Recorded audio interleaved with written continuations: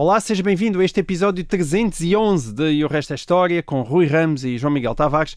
Já se percebeu que os nossos queridos ouvintes são grandes apreciadores dos rankings aqui do Rui Ramos e desta vez o Carlos Diniz aproveitou a passagem do Dia Internacional da Mulher, que se comemora todos os anos a 8 de março, para nos enviar um desafio que encaixa perfeitamente no tipo de programa dos rankings que a gente gosta tanto.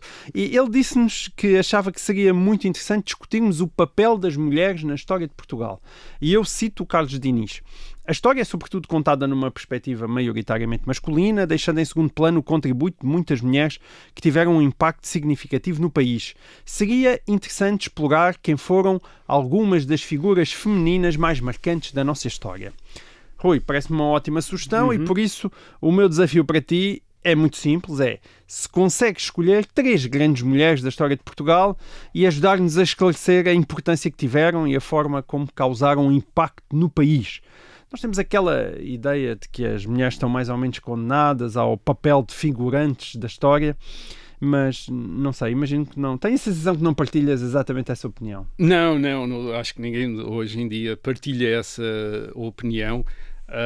Quer dizer, nós temos a ideia de que as leis e os costumes deixavam as mulheres numa posição de desvantagem em relação aos homens, e depois os costumes também as privavam de elementos que geralmente justificavam a predominância masculina, como por exemplo a literacia ou as qualificações académicas. Durante bastante tempo isso aconteceu. Isso é verdade, mas isso não quer dizer que as mulheres não tivessem uma grande influência na vida doméstica, nas famílias, na economia, nas próprias comunidades, nas aldeias, nos bairros onde vivia. Para perceber isso, não é preciso fazer grandes pesquisas, basta ler, por exemplo, memórias, e podem ser memórias de homens do século XIX, para perceber o papel e a influência das mães e das irmãs e das mulheres nas suas vidas, mesmo quando são políticos a contar uma história política, percebe-se que a mãe teve uma importância enorme, enfim, na sua formação, e continua a ser uma referência para o indivíduo no resto da sua vida. Portanto, é-lhe reconhecido uma certa ascendência. Sabemos também que, por exemplo, em determinadas...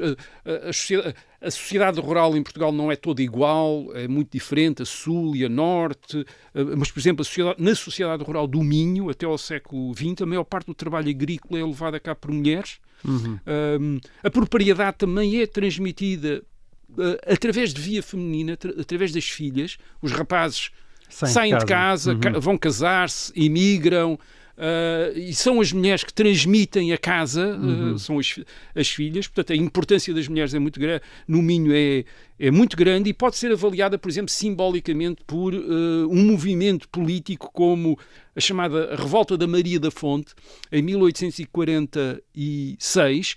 Nós não sabemos se a Maria da Fonte existiu ou não existiu exatamente, mas o facto de a revolta estar simbolizada por uma figura feminina dá a ideia do papel das mulheres, mesmo num movimento coletivo de comunidades, neste caso de protestar contra o Estado, contra os impostos altos, contra as leis, as chamadas leis da saúde, que são a obrigação de enterrar os mortos nos novos cemitérios, e isso são as mulheres que se põem à frente da comunidade e que organizam, ou enfim, e que dirigem ou que incitam essa contestação. Portanto, a importância das mulheres, o papel das mulheres na história, apesar das suas desqualificações jurídicas, isto é, das suas... é grande, e ainda é expressa também por uma outra dimensão da história de Portugal, que é o catolicismo,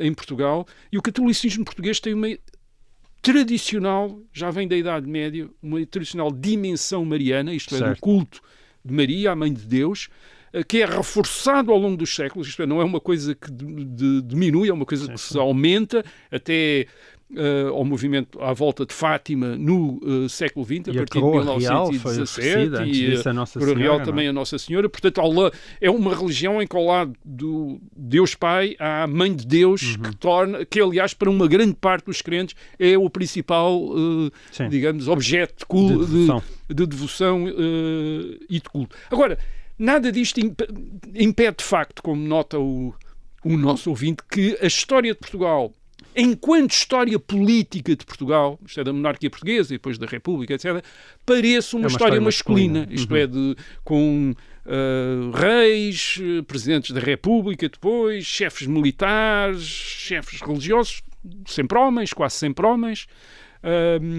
Nos Lusíadas de 1572, há personagens femininas, como a famosa Maria, Inês de Castro, mas os heróis, de facto, também são quase sempre homens, e apesar também do papel da deusa Vênus na intriga, quer dizer, de uma figura divina, feminina, quer dizer, que, enfim, preside à intriga. Mas sim, a história no sentido da vida pública, da vida política, parece masculina, o que corresponde um pouco àquela visão, sobretudo do século XIX, em que a vida doméstica, em que as mulheres fazem parte do mundo doméstico e os homens, e o mundo público, o mundo político é um mundo para os homens. Portanto, uma espécie de divisão do trabalho, divisão do trabalho, entre aspas, metaforicamente, no século XIX entre homens e mulheres. Mas isto não era sempre assim. Isto não foi sempre assim. Isto é uma visão que não nos permite perceber, de facto, o papel das mulheres na história. Isto é, mesmo na história pública, mesmo na história política, as mulheres têm uma grande importância. Houve mulheres que tiveram um papel importante nessa vida pública e isso aconteceu por 3 vias. A primeira é o modo como uma mulher podia, em certas circunstâncias, herdar o poder que competia aos homens da sua família. Isto é, se essa mulher, por exemplo, se tornava a representante de uma família real ou de uma família aristocrática. Isto é, uma mulher podia herdar esse poder.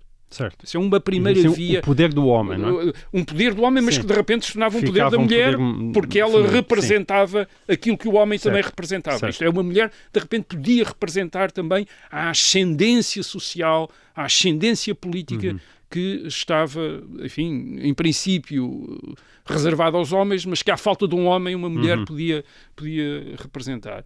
Depois, uma segunda via para essa influência feminina, o modo como a religião católica, permitia às mulheres, apesar de não terem acesso ao sacerdócio, ocuparem posições importantes à frente de instituições religiosas, como, por exemplo, conventos femininos, ou em que se podiam ser madres superioras, por exemplo, desses conventos, ou então, quando as mulheres se entregavam à vida religiosa, ou uma vida marcada pela religião, tornarem-se, por essa via, pessoas influentes na sociedade. Isto é, serem vistas pela sociedade como pessoas cuja opinião é importante atender, quer dizer, é importante consultar. Portanto, esta era outra via, a via religiosa, que impunha também as mulheres como influentes na vida pública. E depois, já mais recentemente, a partir do século XIX, há o modo como as mulheres usam vias como a instrução, o culto das letras e das artes, mesmo antes de terem todos os direitos ainda dos homens, isto é, por exemplo, o direito de votar, de eleger e ser eleita, mas já usam as letras e as artes para obterem um prestígio e uma influência pública similar à dos homens enquanto escritores e enquanto artistas. Isto começa a notar-se, aliás, não é só em Portugal, é toda a Europa, todo o mundo ocidental, a partir do século XIX. Obviamente já tinha havido mulheres antes que cultivavam as letras e as artes, havia pintoras, escritoras, mas no século XIX aparece a mulher escritora, começa a se tornar cada vez, por exemplo, mais importante, como autora de romances, de poesia e de outro tipo de trabalhos literários, e a ser objeto do mesmo tipo de culto que os homens tinham. Portanto, se tu estás a definir estes 3 modos de ser influente, vais dar 3 exemplos. Vou dar 3 exemplos. E sobre cada um destes modos, é isso? É incrível como tu consegues adivinhar estas coisas. Já são muitos anos. Já são muitos anos de observação. Quer dizer, bem, eu de facto vou dar 3 exemplos destes 3 modos das mulheres adquirirem influência pública. Portanto, para além para além da influência que podiam exercer a nível doméstico, famílias, comunidades, agora estou a falar de uma influência pública, isto é, que não corresponde apenas ao facto de serem mães ou de serem, enfim, ou de serem habitantes de uma determinada localidade. Portanto, vai ser uma rainha, alguém com uma dimensão religiosa muito importante e, finalmente, uma mulher escritora. Vamos a isso, então. Muito o primeiro bem. exemplo que vou dar é já conhecido dos nossos ouvintes, no sentido em que já falámos aqui dela, a Rainha Dona Teresa, a mãe de Dom Afonso Henriques. Dona Teresa não foi só, de facto, a mãe de Dom Afonso Henriques, foi também a mãe das aspirações de Dom Afonso Henriques e das ambições de Dom Afonso Henriques. E porquê? Porque Dona Teresa era filha, embora ilegítima, do rei de Leão e Castela e da Galiza, Afonso VI, um grande rei da Espanha medieval, que também usou o título de imperador de toda a Espanha, portanto, alguém que tinha enormes aspirações no fim do século XI. Dona Teresa nasceu em cerca de 1079, não há certeza em relação a isso, e por ser filha do rei, ela começa a usar o título de infanta, que remete para um filho do rei, e depois o título também de rainha. Embora não tenha um reino, mas usa o título de rainha, porque por ser filha de um rei, do rei Afonso VI de Leão e Castela. Ela casa com o conde Dom Henrique, um cavaleiro borgonhês que se torna o conde de Portugal, do condado, chamado Condado Portucalense. Eles terão casado por volta de 1095, 1096, quando ela tem 16 anos, ele é mais velho, tem 26.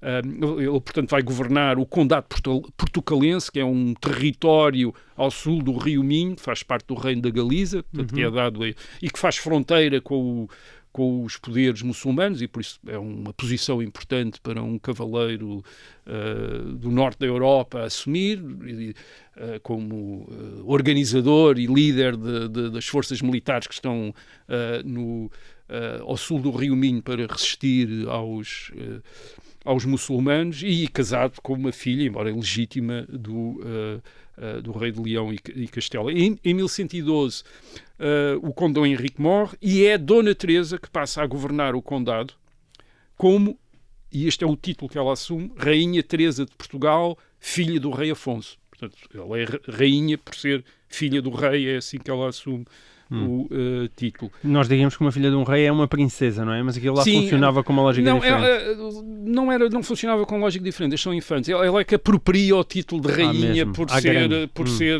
a filha do rei, então também é rainha, porque ela tem uma meia-irmã, que é a rainha Dona Urraca, de Leão e Castela. Essa é legítima, mas se ela é rainha, ela também, como a meia-irmã, também se torna rainha. Ela também aproveita a morte do pai, Afonso VI, em 1109, portanto 3 anos antes da morte do marido, para começar a reivindicar a autonomia política para o noroeste peninsular. A posição do pai é herdada pela meia-irmã de Dona Teresa, a rainha Dona Urraca, e na prática o que a rainha Dona Teresa está a tentar fazer é dizer, bem, Rainha Dona Urraca fica rainha de Leão e Castela e eu fico rainha da Galiza, quer dizer, mais ou menos isto, quer dizer, fico rainha da Galiza, portanto dividimos o reino do nosso pai, quer dizer, as possessões, os reinos do nosso pai, dividimos entre nós, quer dizer, e portanto ela depois tem o apoio de nobres galegos, os Travas, os Travas é o nome da família, torna-se o companheiro dela, ela vai ter filhos do Fernão Pérez de Trava, quer dizer, depois da morte do sem se casar? Dizia que se teria casado, embora o Fernando Pérez de Trava já fosse casado, portanto aquilo era uma situação estranha, quer dizer, uma situação estranha, porque ela apresenta-se às vezes como mulher do Fernando Pérez de Trava, ou tratada como tal em alguns documentos, mas não é claro a relação. Nós temos estudos sobre ela do José Matoso, na sua biografia de Dom Afonso Henriques, de 2006, e depois uma biografia de Dona Teresa, do Luís Carlos Amaral e de Mário Jorge Barroso, Boca, publicada em 2012. Faz parte de uma série que são a série de Rainhas de Portugal. A primeira é a Rainha Dona Teresa. E sendo verdade, como já aqui dissemos uma vez, que o interesse de Dona Teresa não parece ter estado na independência do condado portugalense, mas muito mais a visão dela parece ser mais o reino da Galiza. Portanto, que incluiria o condado. Sim, a sua perspectiva política parece ser mais o noroeste peninsular, o antigo reino da Galiza, de que o condado portugalense ao sul do Rio Minho faz parte. No entanto, ela contribui certamente para criar aquele ambiente em que o seu filho, Dom Afonso Henriques, nascido cerca de 1106, não sabemos exatamente, vai depois reivindicar a autonomia daquilo que veio a ser o condado portugalense, apoiado por nobres portugalenses. Aliás, enfim, é aí que ele depois vai entrar em choque com a mãe, em 1128, porque na prática Afonso Henriques parece muito mais baseado no condado portugalense do que a mãe, que tem esse apoio da nobreza galega e que, portanto, aspira a mais. Isto é, a mãe parece ter mais aspirações do que o filho, mas é o filho que acaba por se impor à mãe e que vai conseguir a independência do condado portugalense unido ao condado de Coimbra, portanto, unir os dois condados, em vez de unir o condado portugalense ao reino da Galiza. Mas, reparem, mesmo Dom Afonso Henriques começa inicialmente a ser tratado por infante e depois por rei, muito provavelmente, por ser neto de Afonso VI. Isto é através da mãe que ele tem essa realeza. Portanto, se nós juntarmos a isso o facto das manobras de autonomia da mãe terem criado este espaço de autonomia no noroeste peninsular, o ponto é que a história de Portugal começa com uma mulher,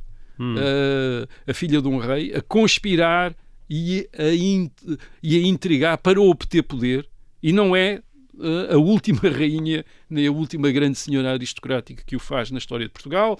Temos depois muitas outras a seguir. Leonor Teles, a mulher de Dom Fernando, é uma personagem fundamental da crónica de Dom João I de Fernão Lopes. Quem leu isso, ou quem leu excertos da crónica no ensino secundário sabe isso. Isto é, a rainha de Leonor Teles é uma grande figura. E depois, em 1640, temos Dona Luísa de Gusmão, que é filha de uma grande casa aristocrática de Espanha, a dos duques de Medina de Sidónia. É ela que incita o duque de Bragança a declarar-se rei. E temos depois a Dona Carlota Joaquina, também filha dos reis de Espanha, no princípio do século XIX, a pressionar e a tentar talvez substituir o seu marido, o príncipe Dom João, depois o rei Dom João VI no governo de Portugal, tal como depois tentou substituir o irmão no governo de Espanha e das Américas, quando ele foi aprisionado. Portanto, temos temos muitas rainhas muito ativas, temos rainhas regentes, como Dona Catarina da Áustria, a viúva de Dom João III no século XVI, ou Dona Luísa de Gusmão, a viúva de Dom João IV no século XVII, que governaram o reino,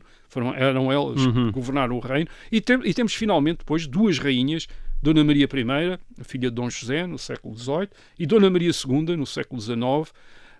E se é verdade que Dona Maria I ficou incapacitada durante a maior parte do seu reinado por problemas de saúde mental, a Dona Maria II, que foi rainha entre 1834 e 1853, quase 20 anos, quase 20 anos, ela foi uma força na política portuguesa, corajosa, decisiva, cheia de opiniões, com uma ideia do país, sempre no centro da vida pública e respeitada como tal, mesmo por aqueles que a detestavam. Nós estamos a falar de três grandes mulheres da história de Portugal. O Rui começou com uma rainha, a seguir há de ir para uma religiosa e finalmente para uma escritora, por razões que foram explicadas na primeira parte. Neste momento ainda estamos na rainha, porque tu tinhas mais exemplos para nos dar. Sim, eu tinha mais exemplos. Desse com a rainha, poder feminino que é parecido com um poder masculino. Nós tínhamos começado com a rainha Dona Teresa, logo no princípio, portanto, da história de Portugal. Há esta mulher, uma mulher política, extraordinariamente importante, mas não queria só deixar nas rainhas, quer dizer, não queria deixar o exercício do poder só em rainhas. Há também senhoras da aristocracia que exerceram funções que nós geralmente atribuímos ou imaginamos que eram prerrogativa dos homens. Sobretudo como viúvas. Não é? E vou dar um exemplo, nem sempre, quer dizer, embora o exemplo que eu vá dar seja esse o caso. Vou dar um exemplo da história da fortaleza portuguesa de Mazagão, que ficava no norte da África, que é uma praça, também às vezes chamada praça, uma praça portuguesa até ao século XVIII. Mas em 1635 a fortaleza de Mazagão passou a ser governada por Dom Francisco Mascarenhas, conde de Castelo Novo. E o Dom Francisco Mascarenhas governou Mazagão até que em 11 de abril de 1640 caiu numa emboscada dos mouros e foi morto. E os mouros, quando perceberam que tinham conseguido matar o governador da fortaleza de Mazagão, pensaram, bem, aqui está a oportunidade. Não só mataram o governador, mas mataram cerca de 130 outros portugueses que tinham ido com o governador e que também caíram na emboscada e que eram figuras importantes militares da fortaleza. Portanto,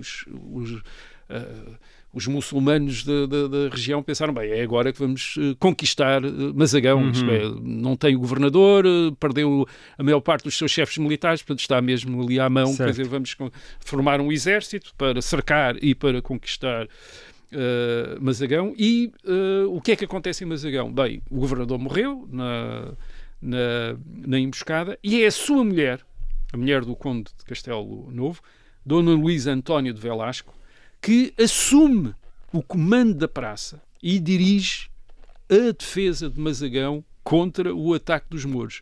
E diz, vou citar aqui o Dom António Caetano de Sousa, na sua história genealógica, ele descreve o que é que a Condessa de Castelo Novo, portanto, a viúva, fez nesta ocasião. Diz o Dom António Caetano de Sousa, no século XVIII, que portanto, referindo-se a acontecimentos no princípio do século XVII.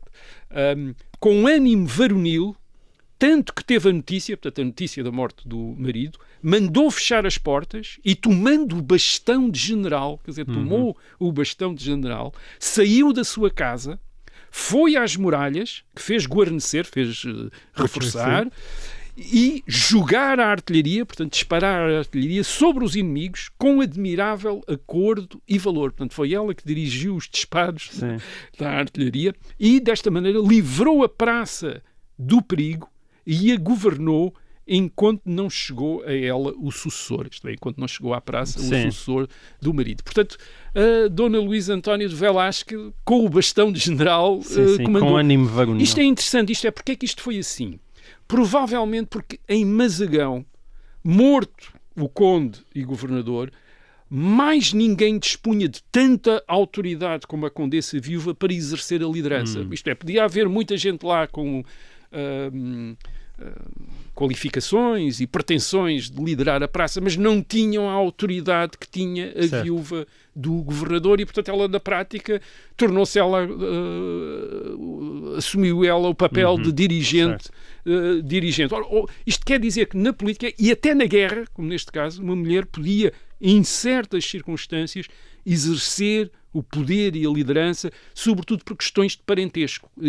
E como a posição social era fundamental para dar autoridade para exercer a liderança, de vez em quando eram mulheres que estavam nessa posição e que assumiam essa liderança. E provavelmente até mais vezes do que nós pensamos. Este exemplo é tirado da história de Mazagão durante o período filipino da autoria do professor António Dias Farinhas, agora só para referir isso, para que eu tenha interesse em ler mais. Aliás, a história de Mazagão é extraordinariamente interessante e talvez um dia possamos falar nela. Contar. Pronto, aqui está uma grande mulher com ânimo varonil. Mas havia também outras grandes mulheres que não necessitavam necessariamente esse ânimo varonil. Não, podiam ter outros ânimos, tinham outros ânimos. Ânimos religiosos agora? E agora os ânimos... a religião... Primeiro temos de perceber o que era a religião na antiga sociedade portuguesa até ao século XIX. Era uma grande via de influência porque de alguma maneira combinava o que é hoje a autoridade dos intelectuais ou dos comentadores com a autoridade dos especialistas. Uma vez que a religião era também a via para procedimentos que garantiam o favor de Deus e, portanto, o bom sucesso. Portanto, um religioso era também, tal como hoje um economista digamos, consultado para que uma política económica de um governo possa ser bem sucedida, na altura também um religioso era consultado para que a política de um governo, fosse qual fosse, militar ou outra coisa, fosse também bem sucedida, porque através dele, através dos seus conselhos, podia-se proceder de determinada maneira de modo a obter o favor divino. E, portanto, por isso é que temos padres e frades, às vezes também porque eles eram bastante competentes em termos de instrução, isto é, muito práticos nas letras, a exercer até ao século XIX cargos no governo, junto do rei, mas também não são só homens, é isso? E o exemplo que vou dar aqui é o da Madre Brígida. Madre Brígida. Ou Brígida, mas na altura diz Brígida. No tempo do rei Dom João IV. O nome dela é Madre Brígida de Santo António. Este era o nome religioso. O nome civil era Dona Leonor de Mendanha. Ela nasceu em 1576, portanto 2 anos antes da Batalha de Alcácer Quibir, e morreu em 1655, portanto 15 anos depois da restauração do Reino de Portugal. E nós conhecemos a sua história porque um frade, Frei Agostinho de Santa Maria, escreveu a sua biografia. O título é História da Vida Admirável e das Ações Prodigiosas da Venerável Madre Soror Brígida de Santo António, publicado em Lisboa em 1701. Sim. É um volume de quase 200 páginas, com imensa história para contar. Isto é uma história desta mulher extraordinariamente influente. Sim. Que 50 anos depois um frade escreve a sua história, quer dizer, informa-se, documenta. Mas essas histórias não eram também muito dadas ao prodígio? Não, claro. Ou seja, inventavam bastante. Não era inventavam. A senhora era prodigiosa. Quer dizer, vamos pensar que não era propriamente... Vamos pensar que o biógrafo foi... Portanto, o que é que nós sabemos desta Madre Brígida? Portanto, ela começou como Dona Leonor, era fidalga, herdeira de uma grande fortuna. Agora, desde pequena, segundo o frade biógrafo, deu mostras de grande religiosidade, de ascetismo, com jejuns, etc. E geralmente, isto é interessante, porque nós geralmente imaginamos as freiras das famílias fidalgas obrigadas a professar pelos pais não terem dote para as casarem, portanto punhas nos conventos. Quer dizer, esta é a ideia que, enfim, não é uma ideia errada, aliás. Não é, no caso de Dona Leonor, aparentemente não é assim. Quer dizer, é Dona Leonor que quer ir para o convento contra a vontade dos pais.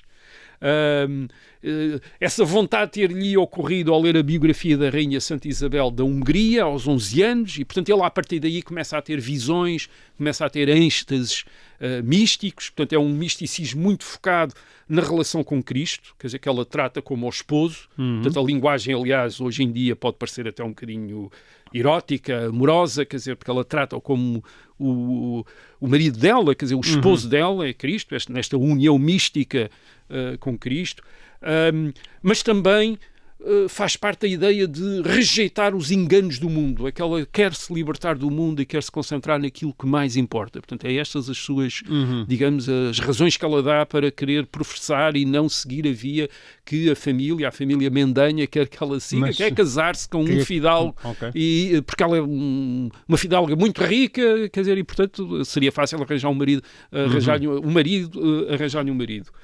O que ela demonstra é uma capacidade, através da opção religiosa, de ir contra a família. Isto é, a opção religiosa para ela acaba por ser uma opção em que ela afirma a sua individualidade, a sua independência, a sua autonomia. Portanto, a família quer casá-la, ela quer professar num convento e consegue, no convento das religiosas inglesas de Santa Brígida, em Lisboa, e daí o nome que ela assume, de Brígida ou Brísida, ou Brísida. E através do convento, portanto ela entra, torna-se freira, através do convento ela vai obter duas coisas. Primeiro, um poder institucional, uma vez que acaba por chegar a Madre Superiora, não exatamente deste convento das religiosas inglesas, mas de um outro convento, o convento de Nossa Senhora da Esperança, também em Lisboa. Portanto ela torna-se Madre Superiora, portanto superiora do convento. E depois uma enorme influência pública. Porquê? Porque a sua reputação de santidade, de ascetismo, de visões místicas, torna-a imensamente procurada pela elite lisboeta, pela elite religiosa, por padres que a vão consultar sobre assuntos espirituais, por aristocratas, famílias da corte que também a consultam sobre devem fazer isto, devem fazer aquilo, e a própria família real, e sobretudo a rainha Dona Luísa de Gusmão, que a torna uma confidente, isto é, o biógrafo dá a entender que a rainha não faz nada sem primeiro consultar a madre Brígida, quer dizer, para saber o que é que ela pensa e o que é que ela não pensa. Portanto, todos em Lisboa, quer dizer, nos anos 40 e 50, a consultam. Portanto, ela torna-se uma das personagens mais influentes do seu tempo. E como todas as personagens influentes, obviamente, acaba por suscitar inimigos e invejosos. O padre do convento de Santa Brígida torna-se imediatamente inimigo porque inveja, porque ela é, de repente, as visitas constantes de membros da família real, membros da aristocracia à madre, quer dizer, a pedirem-lhe os conselhos, e ele que é padre, completamente ignorado e posto de lado. Há também invejas depois no convento onde ela se torna madre superiora de outras freiras que também acham que ela está a abusar e que tem demasiada influência. Chamam-lhe que ela é uma hipócrita e uma embusteira, até aí, talvez gente cética como tu. Mas a Madre Brígida não. A Madre Brígida é considerada, quando morre, de Lisboa toda lamenta ter perdido aquela fonte de sabedoria, de conselhos espirituais, portanto é uma das pessoas mais importantes do seu tempo. Agora estou a ficar com curiosidade, Rui. A senhora deixou os seus conselhos por escrito, ou isto passa tudo pelas páginas do biógrafo? Não há obra? Ela é totalmente... Há freiras que deixaram muita coisa escrita, ela não é o caso. Ela aliás, recusa, depois diz o seu biógrafo, que ela é muito modesta, que não quer... quando as pessoas a consultam, ela ao princípio até diz, não, sigam a vossa própria opinião, pensem, quer dizer, é isso. Agora, o mais interessante da história da Madre Brígida é que ela não é única. A sociedade portuguesa no século XVII e no século XVIII está cheia daquilo que se chama beatas, e não exatamente num sentido pejorativo, isto é, de mulheres com fama de santidade, com fama de prudência, de adivinhação, que exercem um papel igual ao da Madre Brígida a outros níveis sociais inferiores, isto é, de conselheiras, de orientadoras para assuntos. Portanto, mesmo em povoações remotas, há estas mulheres de virtude, como se costumava dizer, às vezes identificadas como bruxas também, por vezes, mas que são conselheiras, isto é, em que as pessoas mais poderosas, mais importantes, entram em contacto para saber o que é que elas pensam. Portanto, esta vida espiritual, esta vida religiosa, era uma outra via pela qual mulheres exerceram um papel naquilo que nós hoje podíamos chamar a esfera pública, quer dizer, a vida pública da sociedade portuguesa e na história de Portugal. Portanto, a Madre Brígida é, de facto, uma figura importante do tempo de Dom João IV, entre 1640 e 1655. Portanto, já temos uma rainha e uma conselheira, verdadeiramente, uma freira conselheira. E qual é o terceiro exemplo? Era o da escritora. O terceiro exemplo é o da escritora. E diz respeito a um tempo, o século XIX, em que as mulheres, mesmo ainda privadas de capacidade política, o direito de eleger e de ser eleitas, e também restringidas na sua autonomia pelo poder do pai ou poder do marido, que está consagrado nas leis, nos códigos de leis, apesar de tudo, começaram a adquirir influência através da instrução no domínio da literatura ou da ciência ou da arte, que se tornam domínios importantes na sociedade do século XIX, um pouco substituindo a religião. Isto é, de repente, a literatura, a ciência e a arte começam a substituir a religião como fontes da influência que antigamente era exercida, influência intelectual, que hoje diríamos influência intelectual, que era exercida através por vias religiosas, e agora passa por via literária, por via artística, e as mulheres também se começam a situar aqui, mesmo ainda antes de terem a autonomia jurídica e as capacidades e os direitos políticos que só vão adquirir muito mais tarde, já no século XX. E o exemplo que vou citar também é um nome conhecido dos lisboetas, pelo menos, que é Maria Amália Vaz de Carvalho. É o nome do Liceu, desde 1933. Ela é a primeira mulher que foi sócia da Academia das Ciências de Lisboa, em 1912, com outra mulher, Carolina Micaelis de Vasconcelos. Ela nasceu em Lisboa, em 1847. Portanto, na prática é contemporânea da chamada geração de 70, isto é, dessa de Queiroz, de Oliveira Martins, de Antero de Quental. Aliás, ela tem correspondência com eles e conhece-os e trata com eles. Ela não é uma pessoa qualquer, temos de admitir isso. Ela é filha de um deputado, é da família do Visconde de Monção, que era o presidente da Câmara Municipal de Lisboa entre 1847 e 1849. Portanto, ela tem a vantagem de vir da elite social, mas não é desse prestígio social que ela vive. Ela vive da reputação que adquire a partir dos anos 60, de 1866, ainda tem 19 anos, quando começa a ler os seus poemas nos salões de Lisboa e a ser muito aplaudida por esses poemas. Isto é, e outros escritores a notarem que havia ali o talento que ela tem. Ela começa a escrever nos jornais, começa a escrever contos, crónicas, versos, usa por vezes pseudónimos, mas curiosamente usa sempre pseudónimos femininos. Isto é, nunca usa pseudónimos masculinos, como acontecia muitas vezes no século XIX. Como acontecia por vezes. E também faz trabalhos de erudição que estavam mais associados até ao homem de letras do que propriamente à mulher de letras. Por exemplo, ela começa a escrever uma biografia do Duque de Palmela em 1898, utilizando fontes de arquivo, etc. Portanto, um trabalho que estava mais associado ao homem do que à mulher. Com mérito, sim. Ela torna-se uma das primeiras mulheres escritoras profissionais em Portugal. Ela vive de escrever, em grande medida vive de escrever. Aliás, em 1874 ela casa com um poeta, o Gonçalves Crespo, portanto uma espécie de casamento literário, quer dizer, nitidamente, entre dois escritores. Ela vai ficar viúva depois, bastante nova, em 1883, com 36 anos, e 2 filhos menores. A escrita torna-se a sua fonte, uma das suas principais de rendimentos, e ao mesmo tempo mantém uma vida literária, por exemplo, através de um salão literário. Isto é, recebe escritores em casa, onde há conversas. Aliás, para se perceber o estatuto dela, é interessante examinar as cartas que Antero de Quental lhe escreveu na década de 80, que são cartas sobre filosofia, extraordinariamente complexas, que é um sinal que ele nem a conhecia pessoalmente. Acho que nunca, não se encontraram. Mas reconhecia-lhe uma interlocutora, quer dizer, com quem podia discutir grandes problemas filosóficos e literários. E foi sufragista? Ela não é sufragista, curiosamente.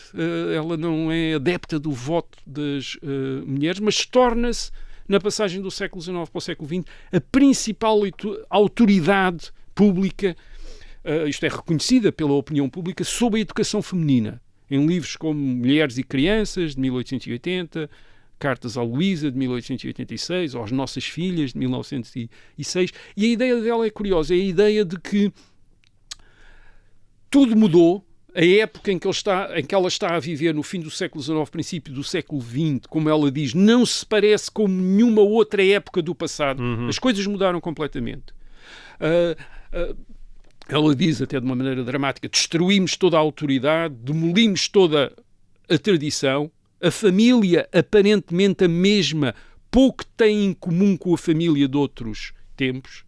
E esta ideia de uma grande mudança serve para quê? Serve para dizer que as mulheres não podem continuar a ser educadas da mesma maneira. Isto é, as mulheres vão ter um outro papel, já não são apenas mães e esposas, muitas delas, como ela diz, vão ficar sozinhas, como ela diz, e têm de ser educadas para isso. E têm de viver por si, não é? E têm de viver autonomamente, têm de ser capazes de vida autónoma. Como ela diz, o casamento deixou de ser a condição normal da vida da mulher.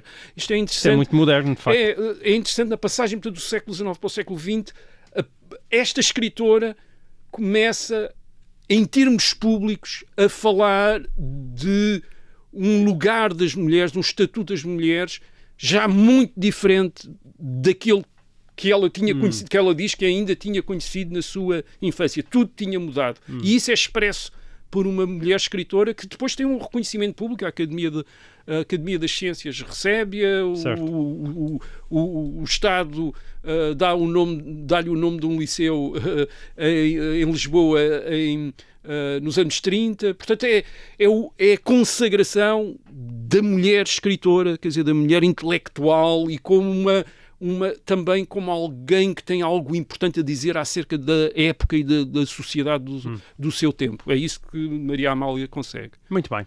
E assim termina com estas 3 grandes mulheres, esta edição de E o Resto é História. Nós voltamos para a semana. Até lá.